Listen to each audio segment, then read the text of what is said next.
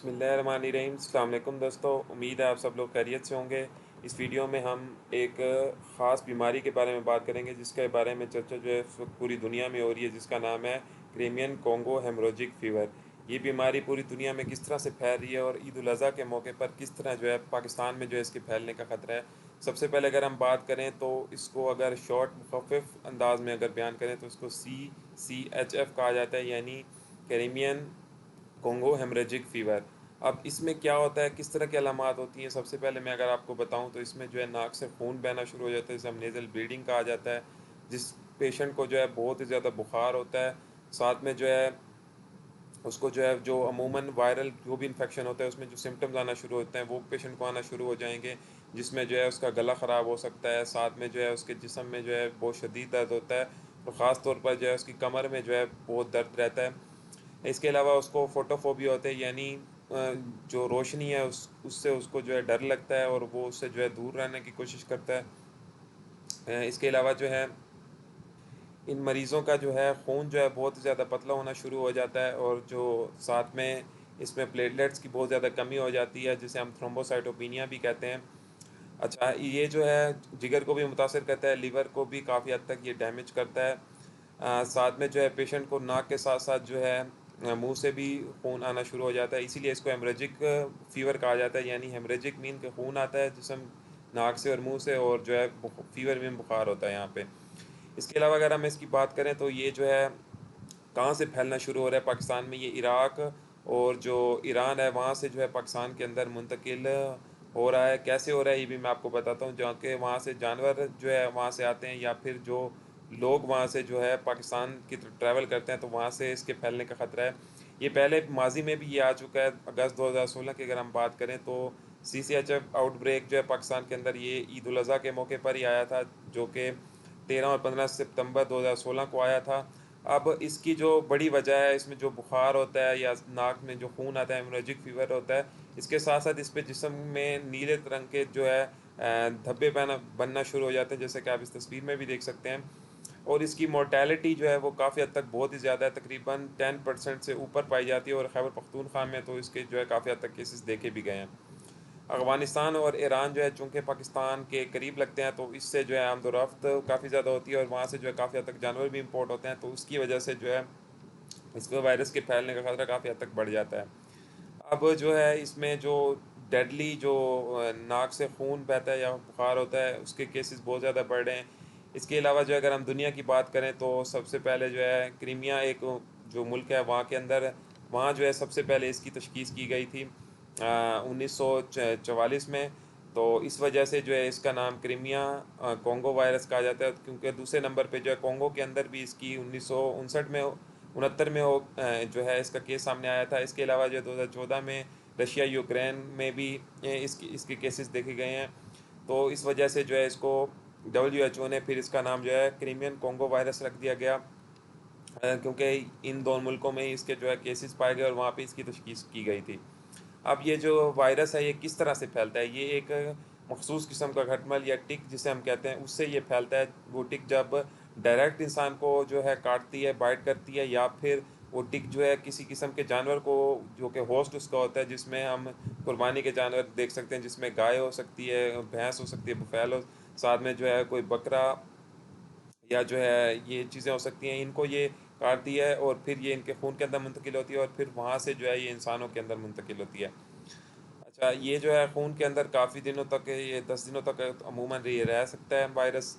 और इसके जो केसेस हैं यूके में भी काफ़ी ज़्यादा देखे गए हैं, साथ में जो है ईरान में, जैसे कि मैंने आपको बताया, इराक में काफ़ी ज़्यादा केसेस हैं, और वहाँ से जो है पाकिस्तान के अंदर इसके फैलने का खतरा काफ़ी हद तक ज़्यादा है। अगर हम इसकी एक वाक़ये की अगर मैं आपको बताऊँ तो सबसे पहले एक पेशेंट था, जिसका जो एक बंदा था जो अफ़गान जो है अफ़गानिस्तान आया वहाँ से, क्या कहते हैं, ग्लासगो से। तो उसने जो है 3 हफ्ते तक जो है अफगानिस्तान में जब स्टे किया, तो वो जो है यहाँ पे शादी पे आया था। तो जैसे ही वो जो है स्कॉटलैंड या ग्लासगो से अफगानिस्तान पहुँचा, तो अफगानिस्तान पहुँचने के बाद जब उसने शादी अटेंड की, तो जैसे ही वो वापस जाने लगा तो उसको मुख्तलिफ किस्म की अलामात आना शुरू हो गई, जिसमें जो है उसका पेट ख़राब हुआ, डायरिया उसको हो गया।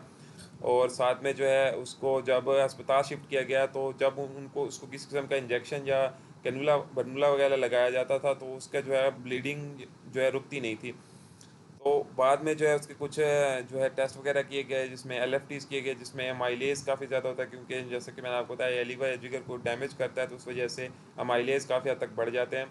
तो उसके बाद भी इसकी तशखीस नहीं की गई, तो मतलब नहीं पता लग सका, तो इसको जो है एयरलाइन के ज़रिए C-190 लंदन जो है 400 किलोमीटर दूर इसको जो है वहाँ पे भेज दिया गया एक आइसोलेशन वार्ड में, जहाँ पे इसके मुख्तलिफ किस्म के टेस्ट किए गए। अब ये वो टेस्ट थे जो कि इस वायरस के लिए काफ़ी हद तक यूज़फुल होते हैं, जिसमें पीसीआर स्वैब टेस्ट है, जो कि अमूमन कोविड के लिए भी किया जाता है। इसके साथ जो है दूसरा टेस्ट यहाँ पे इसका वायरल कल्चर भी किया जाता है, अमूमन वो भी काफ़ी हद तक यूज़फुल होता है। एलाइजा टेस्ट किया जाता है, जिसमें एंटीबॉडीज़ देखी जाती हैं। हम डायरेक्ट एंटीजन एंटीबॉडी का टेस्ट भी कर सकते हैं, जिसके अंदर हम जो है इसका डायग्नोसिस कर सकते हैं।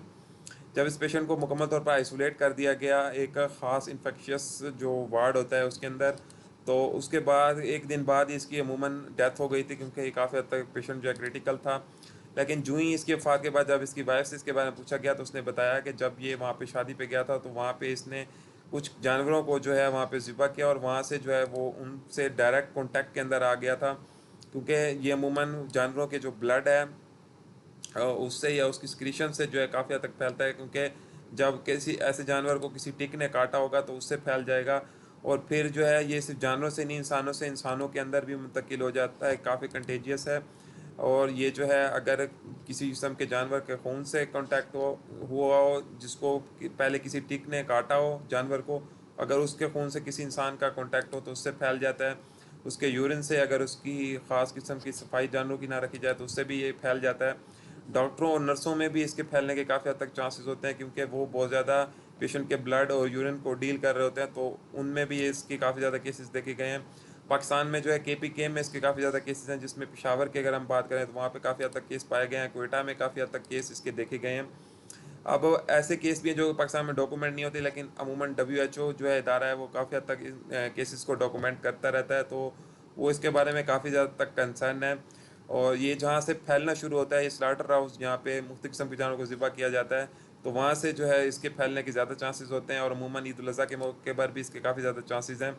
टिक माइट से ये फैलता है, जब ये किसी जानवर को डायरेक्ट काटता है या इंसानों को, तो उससे भी ये फैलता है। जानवरों के जो है खून से या फिर जो है उनके यूरिन से जो है ये फैल सकता है। इसकी इलाज की बात करें तो इसका कोई ख़ास किस्म का इलाज नहीं है। इसके लिए स्पॉटिव ट्रीटमेंट की जाती है, यानी बुखार, जिस्म दर्द या जो भी अलामात होंगी उनको कंट्रोल किया जाएगा। एंटीवायरल कुछ दिए जाते हैं, लेकिन काफ़ी हद तक यूज़फुल नहीं होते। एक जो ड्रग है रेबावरिन, इसको भी दिया जाता है काफ़ी हद तक, लेकिन ये इतना ज़्यादा यूज़फुल नहीं है।